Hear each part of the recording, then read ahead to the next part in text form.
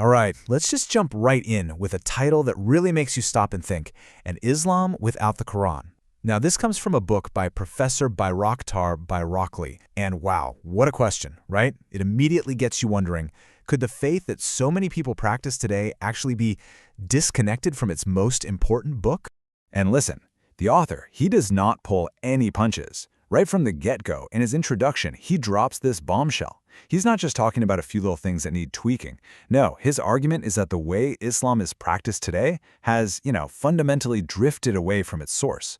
I mean, that's a huge statement. It basically sets the stage for a major challenge to how things are. So what's the key thing to understand here? Well, the author makes it really clear he isn't going after anyone's personal faith. Not at all. What he's really pointing to is this mix-up, a confusion between cultural traditions that get passed down and what the actual scripture says. The idea is that for generations, people have just accepted these traditions as part of the religion without ever really stopping to ask that one simple but massive question. Wait a second, does the Quran actually back this up? The river of faith, the author's core analogy.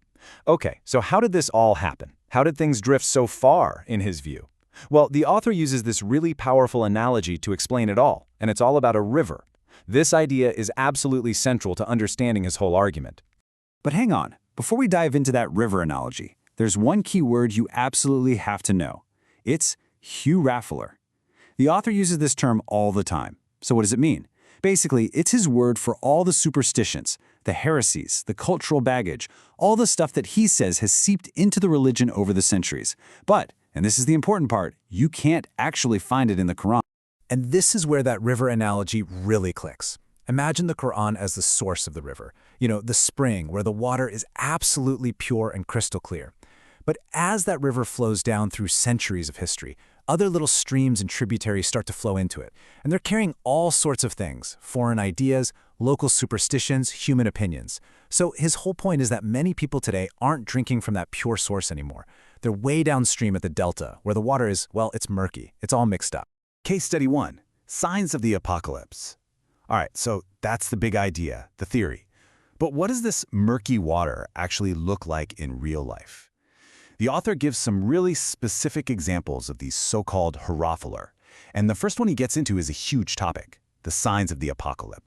And this is where it gets really interesting. You see this clear split. On one side, you've got these really common beliefs, right? The idea that specific signs will show up before the end of the world. Things like false prophets appearing, huge wars, people in a race to build taller and taller buildings. But then the author points you directly to verses in the Quran that, in his reading, say the complete opposite, that the end will be sudden, no warning, and that its timing is a secret that only God knows. The two views just don't line up. So you have to ask, where did all these ideas about specific signs even come from? Well, according to the author, this is a textbook case of huraffler.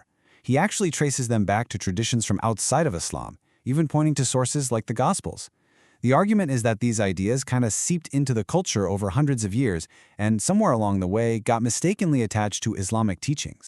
Case study 2, the question of intercession, or shafa'at.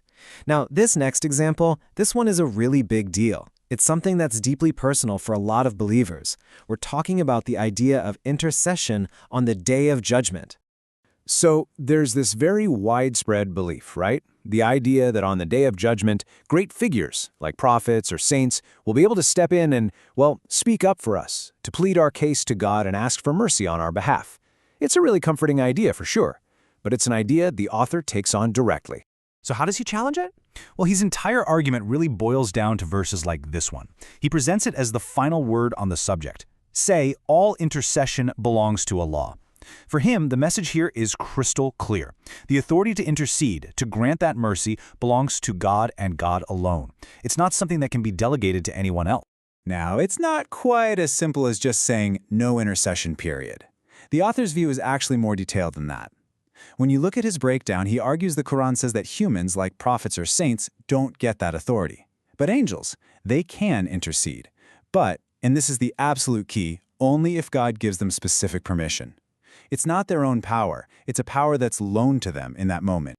And it gets even more specific than that. Who even qualifies for this very limited, very specific kind of intercession? According to the author, the Quran lays out some pretty clear conditions. This isn't some kind of get-out-of-jail-free card. He argues it's reserved only for people who've already shown their commitment through their actions. You know, people who perform their prayers, who feed the poor, who truly believe in the Day of Judgment, and who don't turn their backs on the Quran itself. A call to scrutiny, the author's final message. So after looking at these examples, what's the big takeaway? Where does all of this lead?